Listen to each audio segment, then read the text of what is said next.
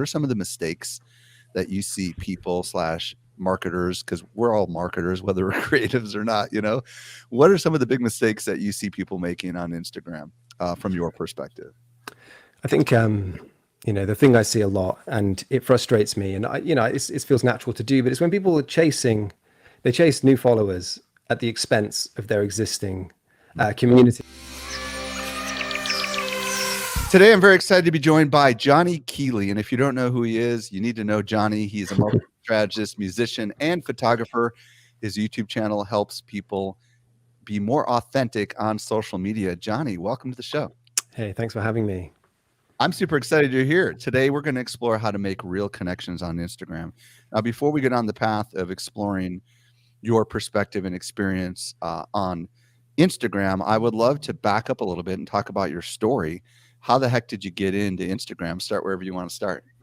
I mean, I don't know how old I was, but I'm sure that some of your audience can relate to this. I started on MySpace, and as you've already mentioned, I was a musician. So we used to, had quite a funny relationship with MySpace. MySpace was obviously the first real social media. I don't know how old I was. I'd have been about 14 or 15, and we formed our band, and we used to travel city to city and sort of visit these different places. And we would jump onto MySpace, and we would, like, one by one, find individuals who we thought would be into our music, and we would message them directly and say, hey, we're playing at this place, do you want to come see? And we'd add them as friends, and we kind of build up these like quite deep relationships before the gig on an individual basis. And that was just how we used it. It was kind of a bold way to use MySpace, but that was how we kind of used it. And then, as you've already mentioned, the kind of things I talk about on my YouTube channel kind of come from that original culture of being bold and connecting to individuals and kind of respecting the individual, that one follower, I mean? Yeah. So give us a little bit more of the background on the music side of things, like what kind of a band were you part of, and give us a little bit more of that story. Yeah. So we were, the easiest way to describe it is we were kind of like a ska reggae band, but okay. I think we very quickly realized that we weren't. We were kind of something slightly kind of on the side of that. So we kind of turned into a kind of sort of alternative kind of Britpop, I want to say, a mixture of ska and reggae and maybe Joy Division, something like that. That's what we played that. So for 15 years, I was a musician. We were an independent band doing all the social media, learning about marketing without really learning about marketing, because in music the budgets are tight, so you just kind of have to do what you got to do. And social media was being born at the same time as our band was, growing up. And we learned so much about how to connect to communities and how to kind of build something around what you're doing just through the music communities. Because as people will be aware, that music community is super important to music. We've had fan clubs for as long as we've had bands, So you were part of a band, and were you a vocalist, or were you an instrumentalist, or were you everything? I'm just curious. Yeah, sorry, I was skipping over all of that. And I was singer. I was a singer of the band, played guitar. Okay. And there's four of us. And we had loads of fun. Yeah. Very cool. So somewhere along the line, you went from MySpace over to Instagram. Give us a little bit of that backstory. Like, what was your first experience with Instagram, and why did you decide to jump on it? It was kind of like a sort of a meander, really. We started off as musicians on MySpace, and then I actually became a local councillor where I live, and I sort of continued that, reaching out to local people and on that individual basis. And it was only when I kind of left, I did a lot of that on Facebook. It was kind of when I left that councillor role a few years ago, and I'd been a photographer for that whole time and sort of enjoyed photography and filmmaking and videos. I actually went to film school before all of this. But it was only at that point that I sort of wanted to bring that same, I guess I brought that same culture with me onto Instagram, when I wanted to share more about my photography and the things that I was passionate about, kind of in a much more deeper way than the things I was more or less promoting for that whole time. And that was when I went to Instagram not too long ago. I mean, I've had an Instagram account for as long as it's been possible, but I decided to get serious with my photography on Instagram only 3 or 4 years ago. It was kind of after the big boom on Instagram, but there was still plenty of fun to be had just posting images. So what kind of photography were you posting on Instagram, and what kind of photographer are you? And then tell us a little bit of, like, along the way, obviously it must have worked in some sort of capacity. So tell us a little bit more about that story. Yeah, it did. I mean, passion wise, I'm a landscape photographer. I love climbing mountains, going hiking and taking pictures of, the world in the most sort of interesting conditions that I can get, which I love almost the gamble of that. But as professionally, I'm also a sort of interiors, I guess you call it a real estate photographer, but it tends to be in cabins, tree houses, and more sort of adventurous luxury spaces. I kind of built a kind of specialist business around that. I photograph all different types, but I just really passionate about these home built kind of cabins, log cabins, and things like that. It's also a big sort of industry that's kind of popped up in the UK in the last sort of 5 to 10 years as well. So that's part of what I share on Instagram. But I also really just share my landscape photography and everything sort of around that. But the thing is with Instagram, as you will know, the community building on it, it's not so much that I'm sharing my photography, because the majority of people that follow me are other photographers. So we're really just sharing what we're doing. We're sharing it as a group together, rather than me, in a music way, you'd be putting your music out to music fans. That's not so much the way that we do things with the landscape photography community. I discovered you because of your YouTube channel. So talk to us a little bit about what you're doing on YouTube and the kinds of content you're creating there, specifically, especially the stuff that's related to kind of what we're going to be talking about today. Was that part of your journey from the beginning as a filmmaker? You just decided to go in on YouTube as well?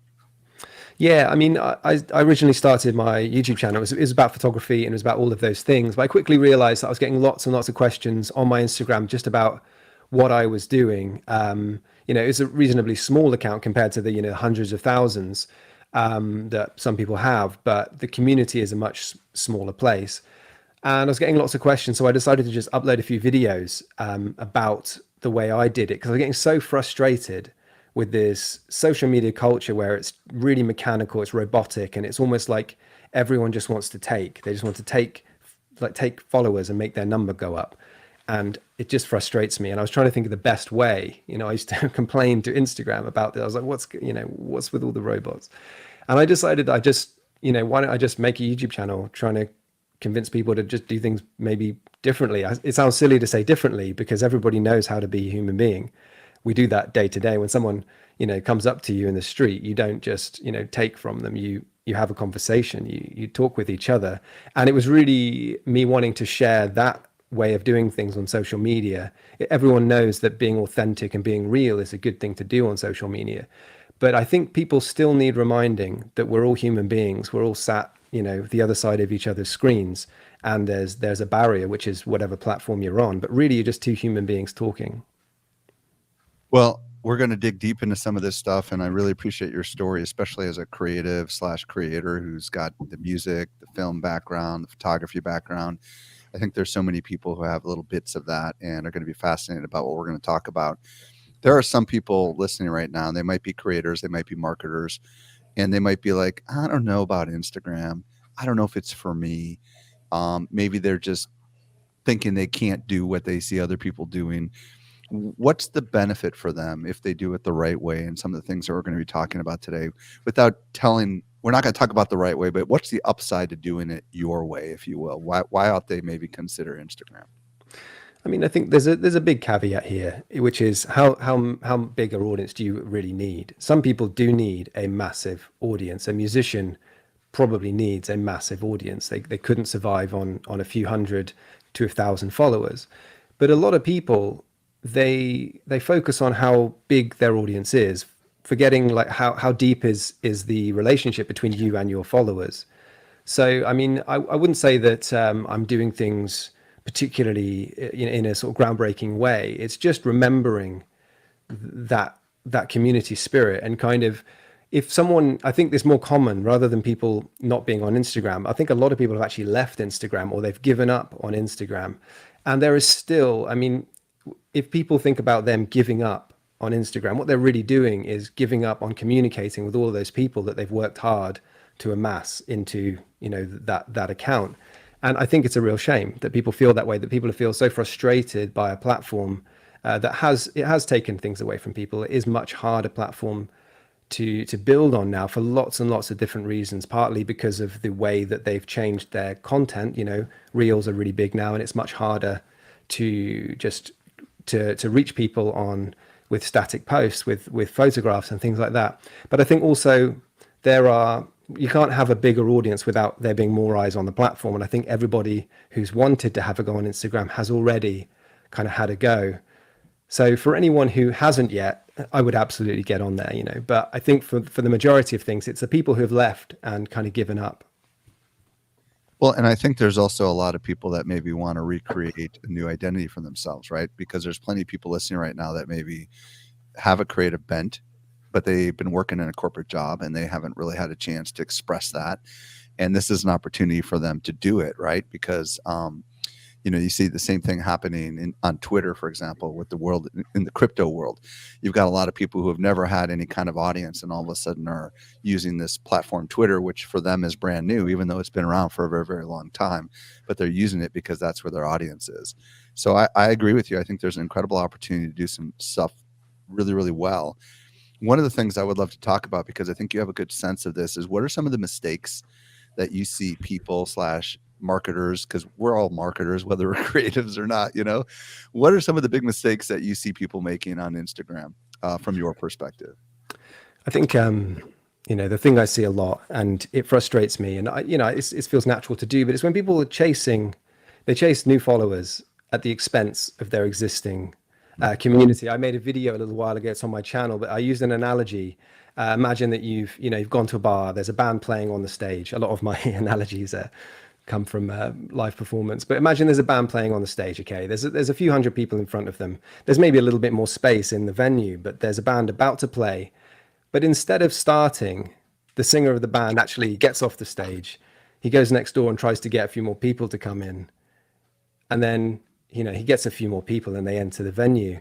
He gets back on the stage and then he looks around and he's like, no, there's still not quite enough here, I don't think. So he goes out again, and you can see the point I'm trying to make. You know, he's actually just forgotten about the people that were there, that have signed up, that are there to enjoy this band's, that band's performance. And I have another analogy. How about you're starting a live stream and you're waiting 5 minutes for more people to show up while everyone who's there is bored out of their mind, right? Yeah.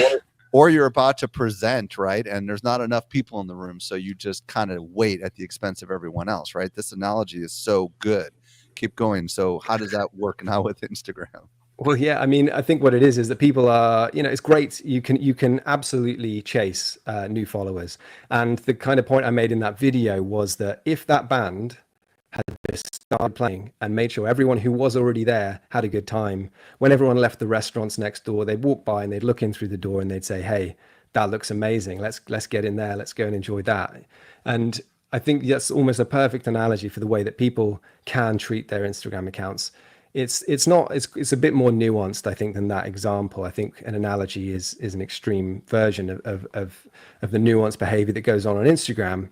But I think that the biggest mistake that I see people make is just chasing more and more and more, rather than just putting all of that effort into the people that you do see. And your live stream example is a really good one. You know, what an amazing thing. You've started your live stream. You now have a handful of people there that are probably your biggest fan, and you can have a direct conversation with them. Or as you know, you just start off as if everybody's watching, so that it's, you know, when it goes up online afterwards, it starts naturally. But, you know, I love that. Let's talk about a little bit about the numbers also. You know, many of us have decent, you know, hundreds, thousands, or even hundreds of thousands of followers. And maybe this is related, but I would love to hear your thoughts on focusing on the numbers and the analytics and stuff like that, and how that could be a slippery slope. Yeah, I think focusing on numbers and analytics, it's incredibly important. It's a whole business, you know, data. But I think what it can lead to is something that's actually really dangerous on social media, and that is frustration and impatience. I think someone who started a brand new account is most guilty for this, because they have, you know, they've got something to burn, nothing to lose, and they're impatient. So that's when they make mistakes like buying followers, or, you know, moving too quickly, you know, building a following without actually building a foundation of content around that following. And I think that the sort of the whole world of following has actually changed so much that people need to start talking more now about active followers, because, you know, you have people who have, you know, maybe followers from 5, 6, 7 years ago, and they're not even there anymore. So that number, I think active followers, I think actually social media platforms need to inform creators of active followers, because it'd be so much more useful and better for people's mental health if they actually know how many people are there rather than how many people you're reaching. So I think this goes kind of both ways on that. But impatience can lead to a lot of mental health problems, but also making mistakes with your accounts.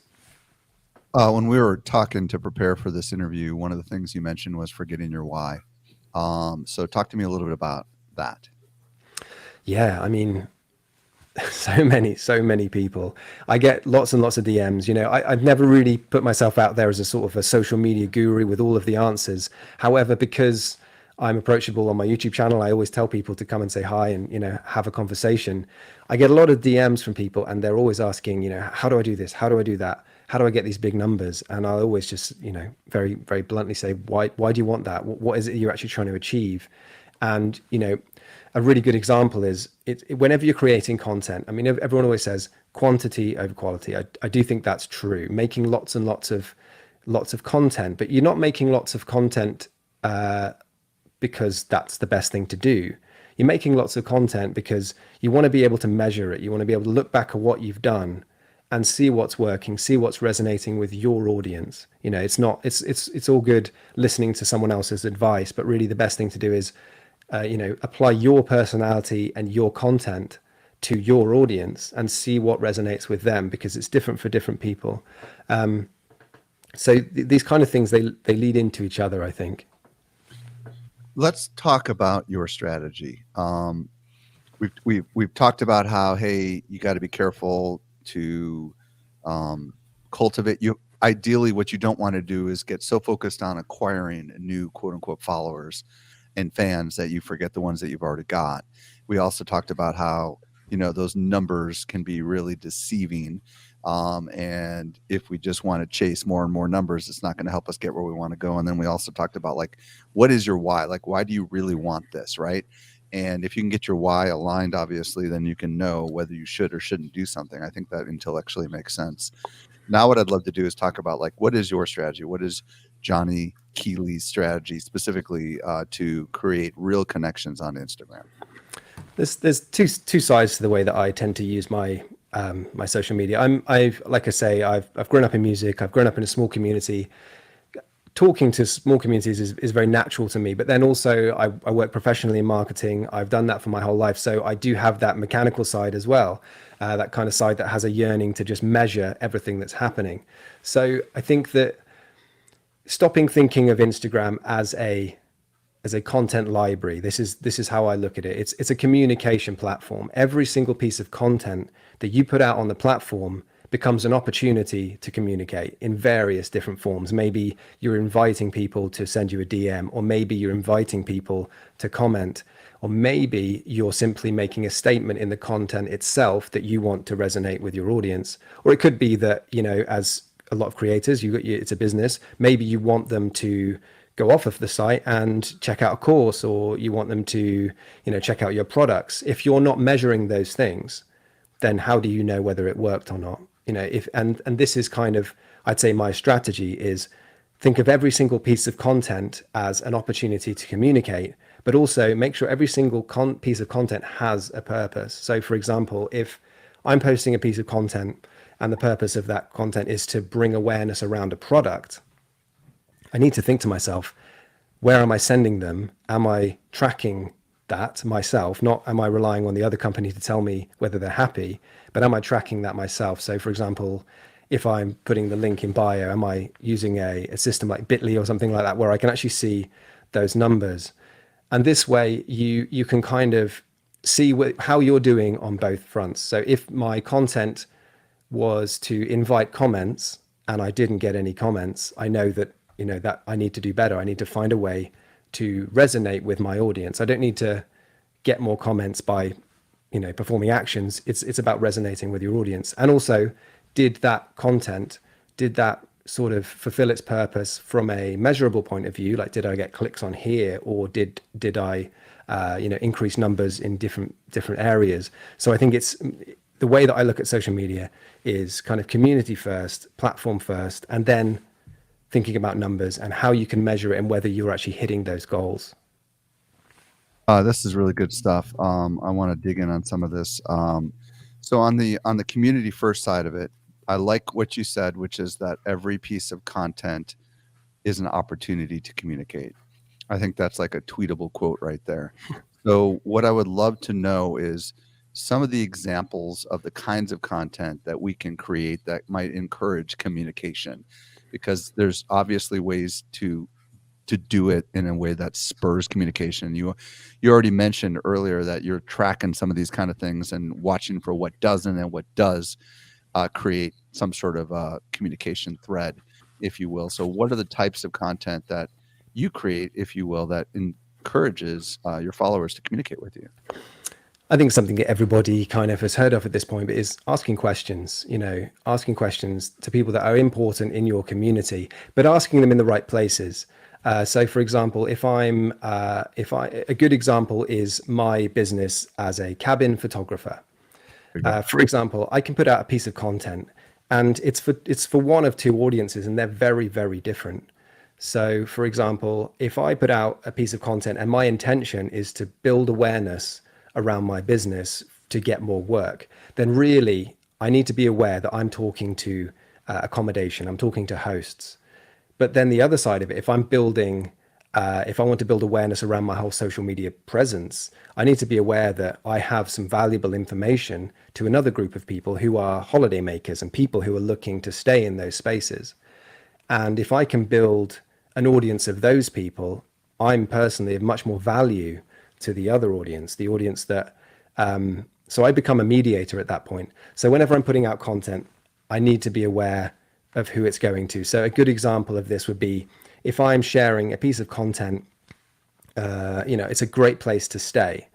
I'm going to make sure that, hashtags are, they're changing, they're still valid, but there are other ways. But if I'm, my past strategy was always to use hashtags around holidays. So for example, staycations, holidays, UK holidays, reaching those people who are looking for those spaces. And at that point, that's when I'll invite conversation. I'll, ask people, who would love to stay here. These are, dry questions, but they do reach those people. Or on the flip side of it, I will start talking about how I go about photographing the space. And in some cases, I will tell people how they can photograph the space themselves, because it's obviously important that if people are spending time on my content, that they're getting something out of it. So I'd love to help accommodation to kind of photograph their own spaces. So I will, let them know in the caption, this is how I've done this and this is how I've done that. Give it a go. If that doesn't work, give me a call.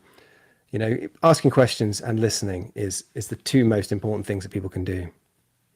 I really like your example of like showing a picture that you took of a really cool place, especially given your story of how you said you're going to these cool like wilderness kind of cabin places and stuff, and picking a cool picture and saying who would love to stay here, and then you get people interacting with you. On the other side of it, for the other side of it, you're talking about giving educational content. I'm curious how you would pose a question in that particular case. Would you like to know more how to do this yourself or something like that? Or do you want to know how to take these kind of photographs yourself? Is that the kind of question you're asking? Or would you be more direct and say, are you looking for someone to make your venue look this good? I don't know. Is that the kind of stuff you're talking about? Yeah, there's lots of things like this that I can say, but I think that I will.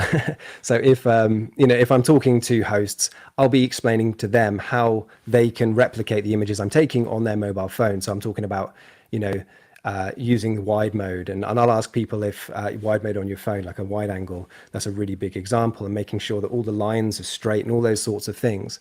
But I think it's more fundamental than that. I don't think it helps people to have these kind of strategies of, ask questions, do this. What really helps people is to change their mindset a little bit. So a good example I used in a video a little while ago was I kind of used the conference analogy, where you're at a conference. Okay, if you imagine you've got two people at a conference, you have one person who's just stood there making statements, they're shouting what their business is all about. They're probably not going to get much of a, they're not going to get much of a crowd around them. However, the other person is actually stood there And as people go by, they ask them questions. What are you doing here? Can I interest you? Inviting them in. And at that point, you just listen. And when they have something to say, you respond to it in a natural way. And that's why I don't have these kind of canned responses, is because it really depends on who these people are. And in that analogy, I think that makes sense, because you can kind of prepare for these situations, but in that conference situation, the last thing you want to do is have canned responses and start saying to people, do this, do that, ask these questions. It's about being authentic. And I love that conference analogy purely because people go, oh yeah, I forgot about that. We're all human beings. I love that as well. I've in my second book, I told a little, or maybe it was my first, I can't remember which book, but I wrote a little story about how this woman was, it was a hypothetical story about this woman who is having car troubles, and this person came up and said, let me have a look at it for you, and started asking a series of questions, and then said, you're going to need an auto mechanic to fix this. And then the woman said, well, do you happen to know anyone? And he said, yeah, I happen to be one. You know what I mean? And I can help you. And that's more like actually providing some sort of like value to the other person, versus him coming up and saying, hey, I see your car is broken. I'm an auto mechanic. It's like, get away from me, you opportunist. Right. So this is where that human connection, I think, is so valuable. I think the important thing is that I think that people really need to get right. I'm in a very lucky position because I've already established who I am and where I sit in that conversation, in that transaction. So I think what's important for people is to understand where they are in that community. Are they an unknown person, or are they a well-known person? That completely changes the way that you communicate. My example of my business, who am I in that community? I'm a service provider when it comes to hosts and accommodation, but I'm also influencer is the wrong word, because I'm not an influencer, but I have a lot of information to influence people's decisions when they want to know where to go on holiday. So in that regard, I know who I am in that conversation. So when I'm posting to #staycation, or when I'm having conversations in forums and things about people staying places, I know exactly who I am in that section and in that community. And likewise with the other things. So I think this can be a very difficult thing to do if you don't understand who you are in the whole world of what it is that you want to create. And I think it's important that people kind of establish that very quickly. And sometimes people need to understand that they are a beginner, or they're just getting started, whether it's a business or whether it's something. They need to understand and kind of feel out the community before they really enter into it. So I think a big part of your strategy obviously involves back and forth communication, right? So we talked about how you can create content that can spur a comment or a DM, but the next step obviously is to respond and to reply. So let's talk a little bit about having real deeper conversations on Instagram. Like, what's your thoughts on that? And it might sound simple, but I think so many of us don't do it. Like, so many of us just create the content. There's a lot of comments and we move on to the next piece of content. So if we really want to go deeper, we need to be thinking this through. What are your thoughts on this? Yeah, I mean, step one is, if they've got a name, use their name.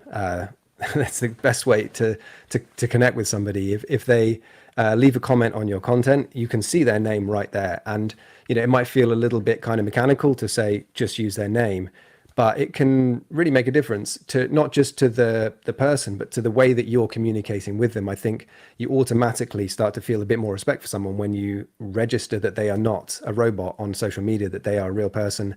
They're probably sat the other side of their screen. They might have just put their kids to bed. They might have just had their lunch and they're sat down with their computer. So respecting the individual and understanding that their time is valuable.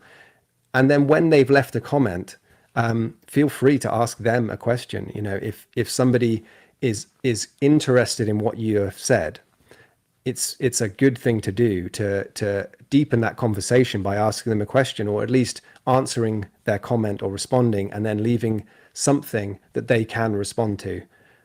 This isn't about increasing your engagement by having more comments on it. This is about deepening your kind of relationships, maybe a strong word, but your interaction with this person. A good example, another analogy I like to use is the kind of shop analogy. Is you don't want to be kind of tricking people imagine that you'd trick someone into your shop. This would be exactly the same as kind of social media hacking them onto your account. What would be the point in tricking someone into your shop if they're not interested in the products? You're better off them just not being there, really, because they're just taking up space. And maybe you're spending your time communicating with them when in actual fact they're not at all interested because you missold the experience. Or maybe you're tricking them in twofold. You're tricking them into the shop, but you're also tricking them into buying the product, because they're not going to buy another product. They're going to be unhappy, and they may even tell other people, not to buy your products. And to sort of apply that to social media, I think when people apply lots of hacks, or they're trying to do things in a quick way, and this goes back to when I was talking about impatience, impatience kind of starts to make you bypass that human connection and actually just start to build numbers in a quick way. Essentially what you're doing is that you're tricking a lot of people into engaging with you, and there's not really much value in it unless you need those big numbers. Some people do. What's your thoughts on having these comments happen like in a feed post versus DM, direct messaging and stuff? Do you have any preference to put it out there publicly versus to just privately message them? Obviously, depending on the medium, it's going to be DM only, for example, with stories. Although I think I read recently stories or reels are starting to come out with comments. But what's your thoughts about DMs? Yeah, I think DMs can be extremely powerful. I mean, you are having the power in a DM, I think, is that the person on the other side knows there is zero external value in that conversation, that you're absolutely not doing it for any kind of vanity metrics. It's just a conversation between you and someone else. I struggle to manage my DMs. I try to answer pretty much everything. I don't have the biggest following. I can't imagine how someone with 200,000 or 300,000 would do this with DMs. So really this applies to, smaller accounts. My accounts are like 15,000, something like that. It's everything I need, but it's probably easier for me to manage DMs, but I do try to answer everything. And I notice that those DMs just continue over the years. They just, I'll put out a story and I'll get responses, and I'll notice that I don't have to approve them or anything. These are just people that I'm having ongoing conversations with. And I think people kind of sometimes forget the value in community. And I'm not talking about the monetary value. I think social media now, we understand the mechanics, we understand the mechanism of how people can build a following and then build an income from that. But I think sometimes we need to stop and think about the actual, internal emotional benefit of having conversations with people all around the world. I mean, what are you going to use your money for? You're going to try and make yourself feel good, right? And if you can do that just by having conversations, then, that's great, right? I want to talk about some of this for a minute, because we at Social Media Examiner have some really big followings, and, like, gosh, 500,000 Facebook, 500,000 Twitter, over 100,000 on our primary Instagram account. And, I've got big followings, but I will tell you that it's really interesting. What you're talking about here is so important, because I think the best analogy is going to an event, a conference, or an event of any kind. Even if it's just going to an event with 100 people and it's a concert, right? And you meet a few people while you're in there and you strike up a really good conversation with them. You're only going to remember those few people that you really had a great relationship with. And before you know it, they're really interested in you, and you continue to communicate with them after the event. And you begin to follow them, and they begin to follow you, and they begin to interact with you. This is the way. The truth of the matter is that you don't need that many super engaged people to be really, really successful, because there are people out there that I call super connectors, and I happen to be one of them. And super connectors watch out for their friends, and when their friends say, "I'm looking for someone," they say, "Oh, I know who you need. You need Johnny Keeley." Right? And you don't need a lot of those people, but you need just a few of the right people. And all of a sudden you are absolutely set, especially if you provide a service or you're a creator of any kind. And, when you have as many people following you as we do, and it's millions across all the channels, they're just like a sea blur of numbers, but there's a few super fans that I know by name, and I know really well, and I'm friends with them now. And these people will go to the furthest points to support me and the organization that we're doing. And I feel like you're onto something. And I feel like we understood this in a pre-social world. You know, if you went to high school or you went to college, you just have a couple friends that you know you can count on and they've got your back. And it's kind of the same way in the world of business. And it feels like we're kind of maybe moving back to this era where these relationships can have massive ripple effect, but we just have been, if you will, snookered into believing it's not about relationships, it's about numbers. Thoughts? Absolutely. I think you're absolutely right. The overwhelming kind of comment, generic comment I get back from my YouTube isn't people saying, "Oh yeah, this is amazing. I've never heard this before." Some of the strategies I do get that, but what people say is, "Yeah, we all need to remember this." So everybody already knows. It's just that we need to be reminded that that these I say the word communities all the time, but these are communities. They're people.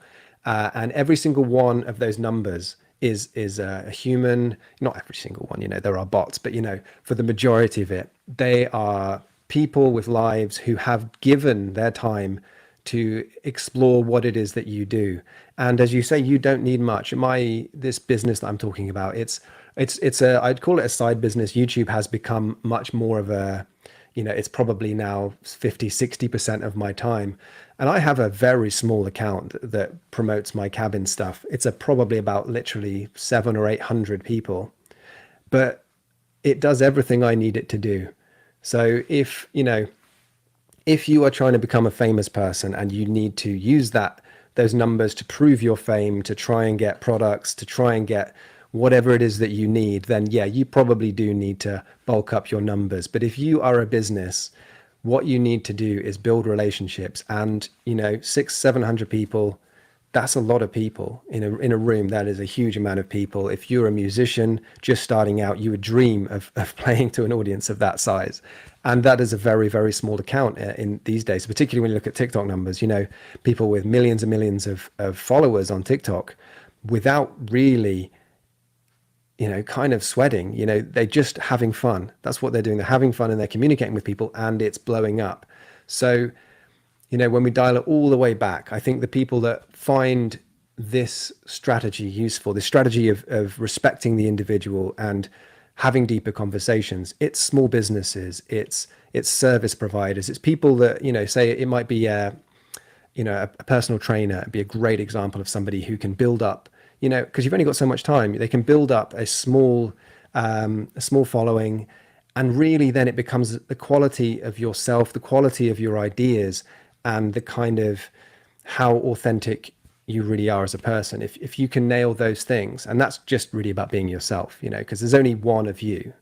If you can be yourself, then you can connect with those people, and these small businesses, let's say like a personal trainer, Instagram, all this social media is a perfect place to do that, to build a business like that. There are for sure some people listening right now that have slightly bigger audience, but they want to do this, and they're saying to themselves, I can't possibly do this because it would be a full-time job for me, because there's a lot of comments I get.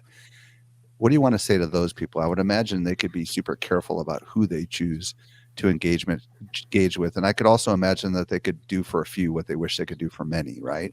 Do you have any thoughts on how to be strategic when you do have a lot of people that comment on your stuff, but you don't have time to respond to all of them? Any insights on that? Yeah, I think a perfect tool to use there is the Instagram Q&A. I think, or those they're similar to the Q&A. They're, a bigger following means that you're going to get a lot of responses to something. So if you can, sit down for half an hour, put out a question, say, ask me anything and I'll answer, then you are not so much just commenting back to people with DMs. You are kind of answering lots and lots of people's questions, but also showing that there is a community around what you're doing. There's I can't remember the Instagram account, but my partner is wild for it. It's a confessions account. And what the people do is they make a confession and the person then posts it back onto their stories and says something funny about it. It's all anonymous.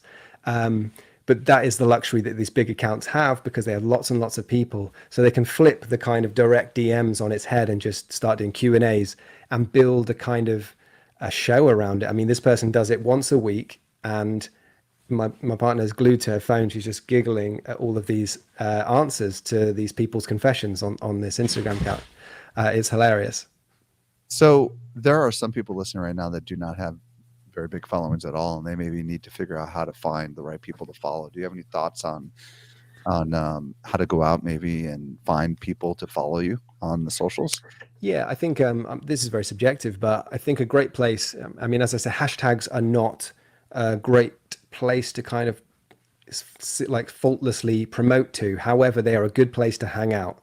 So, for example, if I'm a landscape photographer, which I am, if I go to hashtag landscape photography and then hit the recent tab, which is there for some people and it's not for others. So I guess Instagram are testing a few things.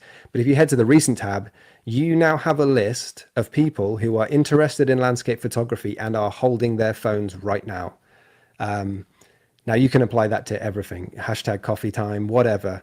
You go to hashtag coffee time, hit the recent tab and start having conversations with the people at the very top of that list. They've just posted and they are just ready to do it. And then you can make an assessment on that person. For example, if I'm just feeling generous and I want to stroke the egos of some brand new beginner landscape photographers, I can go to hashtag landscape photography, hit the recent tab, look at some stuff that I think is somebody at the beginning of their photography journey and just tell them, this is great, carry on, Or I can pick the opposite and look at something that looks very well established and I can say, wow, how did you do that? This is incredible.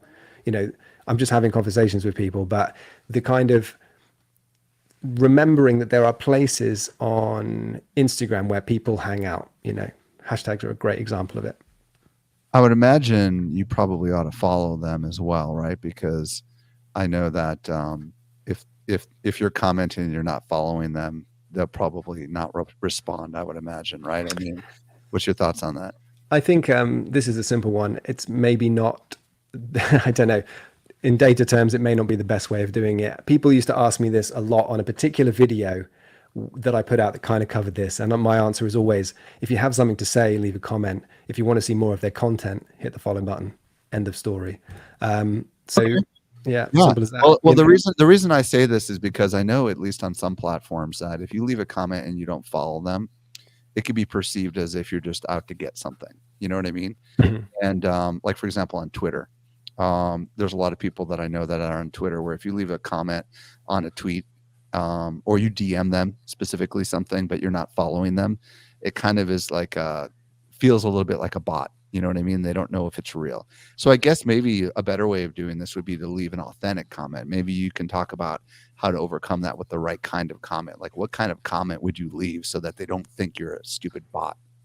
Yeah, I mean, it's got to be like, again, if it's a photography thing, I would ask them, what are your settings? Maybe if they didn't leave them, what lens are you using? Say, hey, I've got the so-and-so version of this lens. What do you, I mean, no one would ever think that is an inauthentic comment. But another thing to point out here is, imagine you're at a conference, we've done this a lot in this session. You're at a conference and someone stood at their stand, you walk up to them and they make a statement and you say, hey, you're trying to sell something. And you'd be like, yeah, I am. This is a conference. Of course I am. This is social media. We're all on there to build something. We'll build an audience, build a community, or just build numbers, whatever it is. We're all on there. So I think people need to be a bit more bold and be honest about what it is that they want, and then push that to one side. Remember that's what they want, and then just have some conversations. If you don't have something authentic to share, you don't have to share something. You can just go and find something else that does trigger a feeling. Do you remember is it Marie Kondo who says, does it spark joy? I don't know if you ever saw that. I've heard it a million times. I've never seen her stuff. Yeah. But again, it's an internal thing. It's just like, do I have something to say or do I just want to say something? It's very easy to know the difference when you're in that moment. Johnny Keeley, this has been a really great discussion, and I think we've gone deep, and I think a lot of people are like, wow, okay, this doesn't need to be complicated. I know how to do this in the real world. I can do this obviously on Instagram and even on some of the other platforms as well. If people want to go check out your YouTube channel or if they want to check out your work, do you have any place you want to send them? Yeah, I think if people are interested in this conversation and want to see more sort of actual actionable tips, I got loads on YouTube. They're contextualized, so I kind of prefer doing it that way. But yeah, just go to YouTube/Johnny Keeley or just search Johnny Keeley. There's a mix of stuff on there. I'm a photographer. I share photography, and my Instagram tends to be geared towards, my YouTube tends to be geared towards small businesses, photographers, creatives. But it's all actionable for everyone, you know. And then if people are actually just interested in my photography, just head to Instagram/it's Johnny Keeley, or just, you know, hit Google. Yeah, and just to spell it out for those that are listening on the audio, it's Jonny, and then the last name is Keeley. Yeah, Johnny, thank you so much for coming on and sharing your thoughts with us. And folks, be sure to reach out to Johnny and let him know what you think about today's episode. I really appreciate your time, Johnny. Thanks for having me. Take care.